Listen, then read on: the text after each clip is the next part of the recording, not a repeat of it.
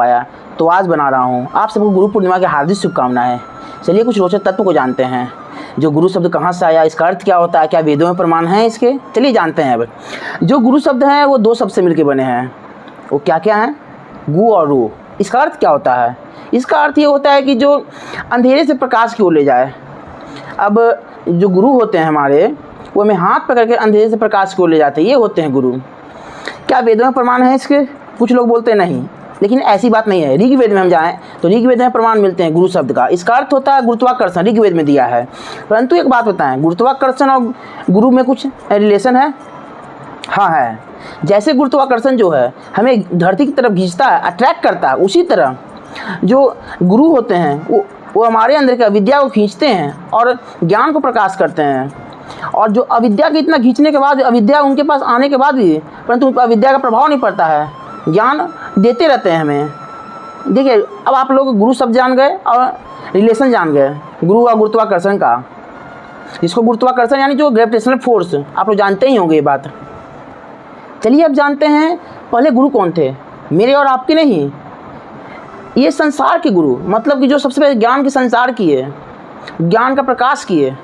चलिए एक कहानी आता है, उसको जानते हैं। पहले सप्त ऋषि थे, ध्यान में गए। उसके बाद वो चेतना स्वरूप से एक ऊर्जावान से ज्ञान लिए। ऊर्जावान क्या?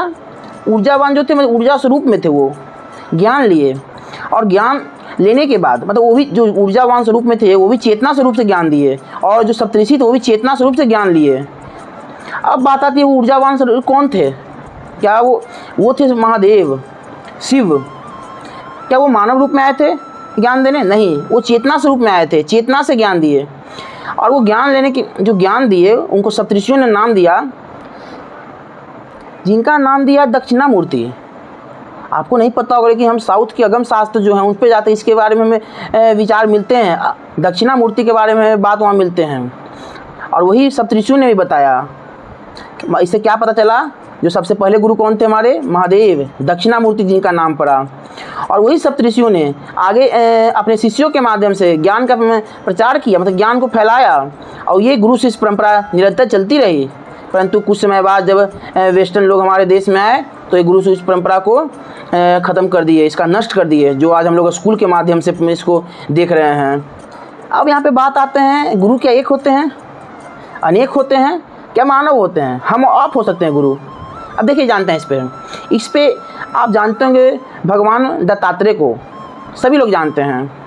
भगवान दत्तात्रेय वो हैं जो भगवान शिव, विष्णु और ब्रह्मा तीनों के संगम से धरती पर अवतरित हुए थे, और उनको गुरु नहीं मिला। सोचिए, गुरु नहीं मिल पाए, वो भी त्रिदेव को के अवतार को गुरु नहीं मिल पाए। तो उन्होंने क्या किया? उन्होंने प्रकृति से सीखा, पशु से सीखा। उन्होंने कहा अपने कि मेरे गुरु सब संसार है, ये पशु भी मेरा गुरु है। आप देखते होंगे जो फोटो उनका आता है उसमें श्वान भी रहता है, और जो गौ माता भी होती है, और पेड़ भी होते हैं। इससे क्या पता चलता है हमें? गुरु एक से अधिक भी हो सकते हैं। गुरु सिर्फ मानव ही नहीं, पशु और प्रकृति भी हो सकती है। दत्तात्रेय भी यही बात कहते थे, भगवान दत्तात्रेय ने। चलिए भगवत गीता के संदर्भ में समझते हैं। आप जानते होंगे कि जो अर्जुन और कृष्ण थे वो दोनों मित्र थे और एक दूसरे को पहले से जानते थे। परंतु एक विचार करें, कृष्ण ने अर्जुन को पहले ज्ञान क्यों नहीं दिया? क्या वो ज्ञान के योग्य नहीं थे? लेकिन नहीं, ये बात बताता हूँ मैं, गुरु के प्रति समर्पण नहीं किए थे। उस समय तक वो जानते थे कि मुझे ज्ञान सब आता है, लेकिन जब युद्ध का समय आया तो उन्होंने एक समय बोला कि हे माधव, मैं आपको समर्पण करता हूँ, आप मेरा मार्गदर्शन करें। तो भगवान कृष्ण ने उन्हें ज्ञान दिया। इसका अर्थ क्या होता है? जब तक शिष्य योग्य ना हो और गुरु को समर्पण ना करे, कोई गुरु अपने शिष्य को ज्ञान नहीं देता है। उसी प्रकार दुर्योधन को ब्रह्मास्त्र का शिक्षा नहीं मिला था, अर्जुन को मिला था। आज के समय में जो शिष्य होते हैं वो क्या कर समझते हैं कि गुरु से ज़्यादा ज्ञान है हमारे पास। वो गुरु को समर्पण नहीं, गुरु को सोचते हैं कि अपने अंडर चलाएं। ऐसी बात नहीं है। गुरु तभी शिक्षा देंगे जब आप ज्ञान के योग्य होंगे और समर्पण करेंगे। चलिए एक बात को जानते हैं। जो आदि शंकराचार्य थे और वेद व्यास के, क्या वो उनका नाम है? आप लोग, हम और आप सब जानते हैं कि उनका नाम है? नहीं, ऐसी बात नहीं है। ये वेद व्यास का नाम था भद्रायन ऋषि, सॉरी गलती हो गया, भद्रायन ऋषि। आपको लिख भी दूंगा, भद्रायन ऋषि नाम था उनका, जो आगे चल के वेद व्यास कहलाए। और आदि शंकराचार्य का क्या नाम था जानते हैं आप? शंकर। अब आप सोचो शंकर शंकराचार्य क्यों पड़ गया, आदि क्यों लग गया? देखिए जानते हैं इस पर। जो आदि शंकराचार्य थे, जिनको शंकर हम लोग बोलते हैं, वो 12 वर्ष की आयु में आचार्य की पदवी उनको मिल गई थी और 16 वर्ष की आयु में उन्होंने अनगिनत शास्त्र लिख दिए थे, जैसे कि ब्रह्मसूत्र भाष्य, उसके बाद अन्य भाष्य, भगवद गीता भाष्य और भी लिखे थे, जिससे उनका जो आचार्य की पदवी मिली। और वो भगवान शिव के अवतार थे, जिससे उनको आदि लगा। जैसे कि आज के डॉक्टर और स्वामी लगाते हैं, वो कोई नाम नहीं है, उपाधि है। उसी प्रकार आदि शंकराचार्य जो उपाधि है वो नाम नहीं है, शंकर नाम था उनका।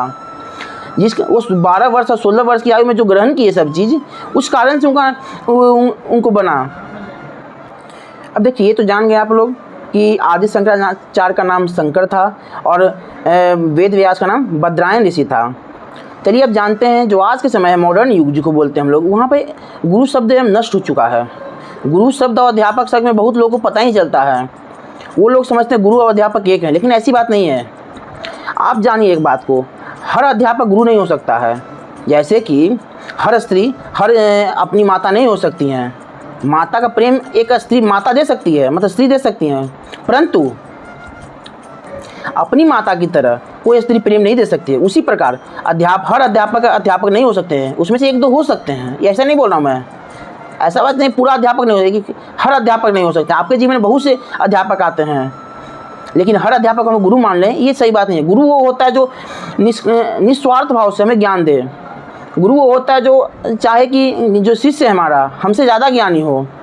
लेकिन आजकल के गुरु कैसे हो गए हैं, बोलते हैं कि शिष्य मेरे नीचे रहे, शिष्य ज्ञानी कैसे हो जाएगा, शिष्य ज्ञानी हो जाएगा मेरा रिस्पेक्ट कम हो जाएगा। बहुत से हैं, यूनिवर्सिटी में भी ऐसे हैं, बहुत से यूनिवर्सिटी में, क्यों ना IIT में जाएँ, क्यों ना हम BHU में जाएँ, क्यों ना दिल्ली यूनिवर्सिटी में जाएँ, बहुत हैं ऐसे।